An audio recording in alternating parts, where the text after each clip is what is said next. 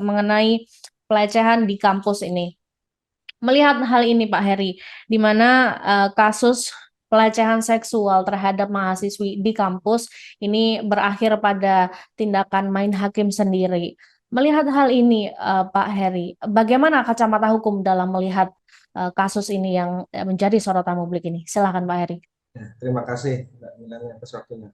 Jadi kalau kita melihat dari video ya yang tadi sempat disiarkan oleh Tribun mengenai bagaimana ada 2 orang yang diikat di pohon, Ya. kemudian ditelanjangi, kemudian disiram, terus bahkan ada yang ngomong itu sempat dipaksa minum air kencing dan lain-lain. Itu jelas itu masuk ke dalam tindakan persekusi. Tindakan persekusi itu tidak hanya melanggar hukum pidana umum, tapi juga pidana khusus. Baik. Persekusi yang dilakukan mahasiswa Gunadarma terhadap temannya yang melakukan diduga melakukan pelecehan seksual itu tadi, itu adalah sebuah perbuatan melawan hukum yang tidak dibenarkan. Dan itu bisa juga itu dianalisa memakai dikenakan pasal dalam pidana umum dalam KUHP, juga dikenakan pasal dalam pidana khusus juga apabila itu nanti terbukti bahwa persekusi itu dilakukan based on atau berbasis kebencian terhadap sesuatu. Sesuatu itu bisa ras, bisa ideologi, bisa etnis, atau bisa keyakinan-keyakinan tertentu, politik, dan lain-lain. Baik, berarti ini bisa dikategorikan sebagai tindak pidana umum dan juga tindak pidana khusus ya Pak Heri? Ya, karena sebetulnya dalam undang-undang kalimat persekusi itu nggak ada. Jadi nggak ada undang-undang yang khusus mengatur soal perbuatan persekusi, itu nggak ada. Ya. Persekusi itu kan awalnya hanya dikenal dalam statut Roma, yaitu semacam kayak perjanjian internasional, di mana persekusi itu diartikan sebagai perampasan secara sengaja terhadap hak-hak dasar. Jadi dalam pasal 7, statut Roma dalam pasal 7 itu persekusi diartikan sebagai perampasan secara kejam terhadap hak-hak dasar.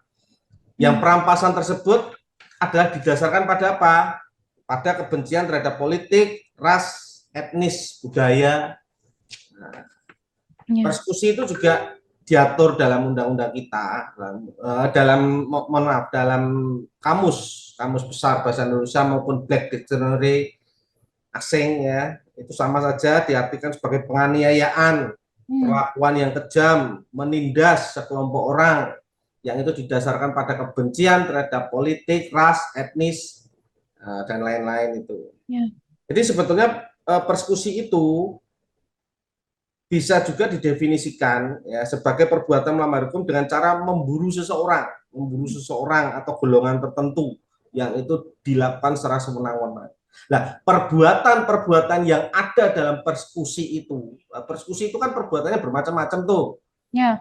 Nah, perbuatan-perbuatan yang ada dalam persekusi itu adalah perbuatan-perbuatan pidana yang itu terdapat dalam KUHP, terdapat dalam Undang-Undang Pengadilan HAM, terdapat dalam Undang-Undang diskriminasi ras dan etnis, bahkan terdapat dalam Undang-Undang terorisme. Ya. Nah, jadi perbuatan dari persekusinya itulah yang itu kembali ke undang-undangnya masing-masing, undang-undang yang mengatur soal perbuatan itu. Bukan sebuah undang-undang yang mengatur soal perbuatan persekusi itu khusus, itu enggak.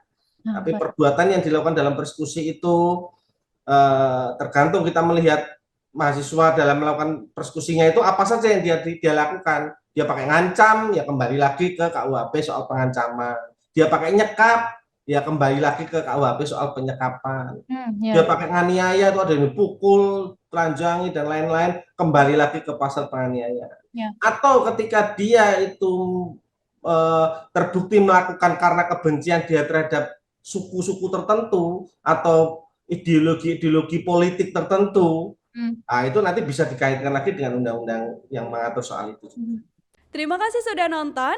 Jangan lupa like, subscribe, dan share ya.